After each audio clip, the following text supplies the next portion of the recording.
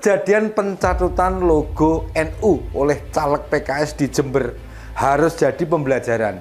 Ini menandakan jika PKS tidak mewanti-wanti para calegnya untuk menghormati organisasi kemasyarakatan. Modiar kapok muka PAN, PKS Jember digeruduk GP Ansor dan Banser gegara catut logo NU untuk kampanyekan Anies. Ditulis oleh tim redaksi jurnal, dikutip dari berbagai sumber. Halo, kembali berjumpa dengan suara Fani Bakri di channel Media 45. Bagaimana bisa caleg sembarangan menempelkan logo ormas di baliho mereka? Apa PKS nggak yakin di Jawa Timur kalau tidak bawa-bawa NU, maka mereka tidak akan memperoleh suara signifikan? Teman-teman dari GP Ansor Jember hadir di kantor PKS dalam rangka yang pertama adalah menanyakan sikap PKS terhadap cantuman logo NU yang digunakan untuk media kampanye dari salah satu caleg PKS yang hadir. Mbok daripada pasang logo NU, pasang foto Pak Anies saja lah. Kan itu capres kalian dan yang dibangga-banggakan buat perubahan. Kalau memang nggak pede menang, yo pasang fotonya Pak Ahmad Saiku, ketua umumnya, atau Pak Ahmad Heriawan. Barangkali akhirnya Pak Aher yang jadi cawapresnya Pak Anies. PKS selalu berbuat ulah dengan NU. Untuk mendapatkan suara dari kalangan NU, PKS melakukan cara licik dengan mengelabui rakyat. Tapi Banser tak tinggal diam. Mereka langsung menggeruduk markas PKS. Apakah PKS habis di tangan Banser? Partai Keadilan Sejahtera PKS Jember akhirnya mencopot banner caleg yang menampilkan logo Nahdlatul Ulama. Langkah ini diambil setelah puluhan anggota Barisan Ansor Serbaguna atau Banser Jember menggeruduk kantor PKS Jember memprotes banner berlogo NU tersebut. Menurut Sekretaris Dewan Pimpinan Daerah atau DPD PKS Jember, M. Zaki Ardianto, ada 2 caleg PKS Jember yang memasang banner disertai logo NU.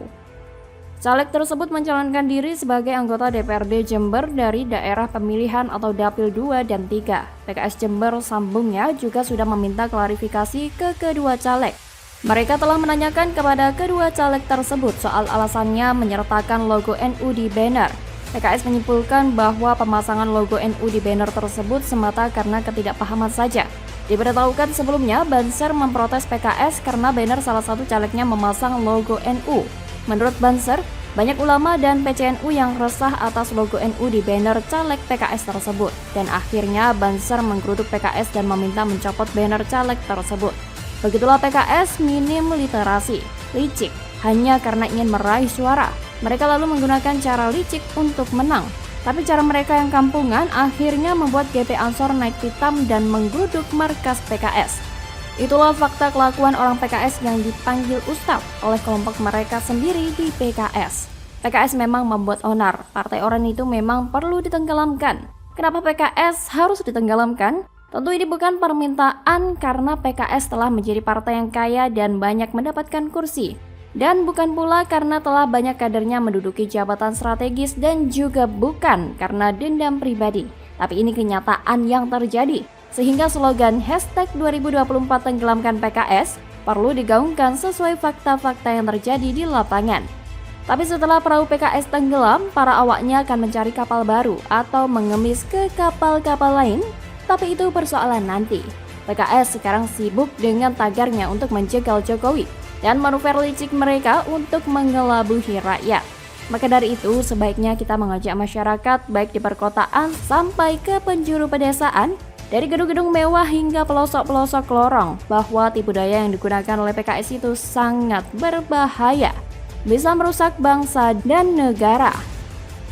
Jadi makin kelihatan kualitas orang-orang PKS baik level rendah maupun tinggi yang omong duluan, pikir kemudian. Yang lakukan duluan, pikir akibatnya belakangan. Padahal setiap manusia diberikan akal untuk berpikir sekaligus sebagai pembeda antara manusia dengan makhluk lainnya, alias hewan dan tumbuhan. Masihkah umat Islam dan seluruh rakyat Indonesia, khususnya warga NU yang merupakan ormas Islam terbesar di Indonesia, percaya PKS sebagai partai dakwah? Ataukah sebagai partai menyebar kebohongan, hoax, fitnah, kebencian, dan provokasi sara berkedok dakwah untuk mengelabui masyarakat? Silakan umat Islam dan seluruh rakyat Indonesia menilai sendiri tentang PKS yang merupakan kepanjangan tangan dari Ikhwanul Muslimin atau IM, yang merupakan organisasi pengacau di Arab Saudi, Mesir, Bahrain, dan Uni Emirat Arab sekaligus punya hubungan dengan pemberontak DITII dari ayah Hilmi Aminuddin atau mantan Ketua Majelis Syuro PKS yang merupakan lembaga tertinggi PKS. PKS memang perlu mendapatkan hukuman. Mereka harus diberi sanksi. Kalau perlu PKS digebukin oleh Banser biar tingkah lakunya tidak seperti macam hewan. Bagaimana kalau menurut Anda? Ya karena setelah Nasdem mendeklarasikan Anies sebagai capresnya, secara survei ternyata malah semakin turun. Di semua lembaga survei, suara Nasdem itu konsisten turun. Bukannya untung malah buntung, Anies tak lagi lakukan safari politik. Kantong oligarki lagi kering, Anies tak laku dijual. Ditulis oleh tim redaksi jurnal dikutip dari berbagai sumber.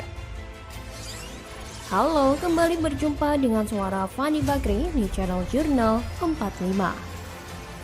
Meski sayangnya, Nasdem juga pinter. Dia nggak mau tuh dijadikan sapi perah oleh Demokrat dan PKS. Yang dilakukan Nasdem hanya mengeluarkan biaya-biaya safari politik yang menguntungkan elektabilitas partainya saja tanpa pernah melibatkan Demokrat dan PKS. Tapi ternyata kawan, roadshow itu tidak menaikkan elektabilitas Anies Baswedan. Apalah artinya menang jadi capres atau cawapres tapi di Senayan suaranya nggak ada. Mereka nggak mau, semua partai berpikir seperti itu, termasuk Nasdem sendiri. Tapi salah langkah yang dilakukan oleh Nasdem ini yang mendeklarasikan Anies secara terburu-buru itu kemudian nampaknya memang harus dibayar mahal dan kemudian masyarakat akan menghukumnya gitu ke depan tahun 2024 nanti. Dan yang menarik buat saya, dua dari partai pengusung Anies Baswedan yaitu Demokrat dan PKS adalah partai oposisi yang selama 2 periode tidak mendapatkan jabatan apapun di kabinet. Jadi bisa dibilang dalam sisi finansial itu mereka sedang kekeringan. Nasdem yang selama ini ada di posisi pemerintahan mengajak Demokrat dan PKS untuk bergabung. Maka itu seperti oase buat Demokrat dan PKS yang memang sedang kehausan. Atau malah kita bareng-bareng meyakini nih, Anies saat ini bisa jadi sedang belajar jadi budak oligarki itu. Nah, melihat Anies main presiden-presidenan, turun dari pesawat jet, lalu disalamin oleh juru parkir pesawat. Kelihatan happy banget. Ya kita tentu maklum ya, memang itu yang dicari Anies sejak dulu kayaknya sih.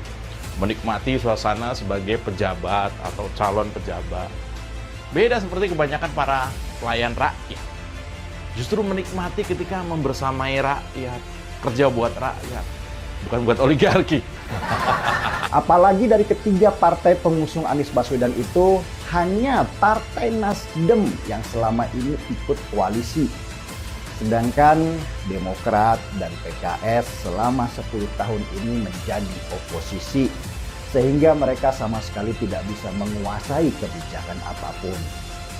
Cadangan kas mereka kering.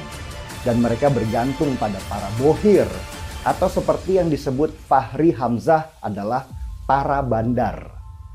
Para bohir atau bandar ini ya tentu dari para pengusaha yang selama ini mereka kecam. Yaitu para oligarki. Pegiat media sosial Denny Siregar secara telak menyentil calon presiden dari Koalisi Perubahan untuk Persatuan atau KPP, Anies Baswedan. Yang mana tidak lagi melakukan safari politik dengan Partai Nasdem. Anies Baswedan memang sering melakukan safari politik ke berbagai daerah.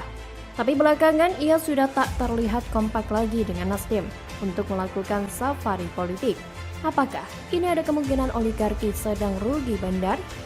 Lewat akun Twitter pribadinya, Denny Siregar awalnya mempertanyakan bahwa ia jarang melihat Anies dan Nasdem membuat kerumunan massa atau safari politik.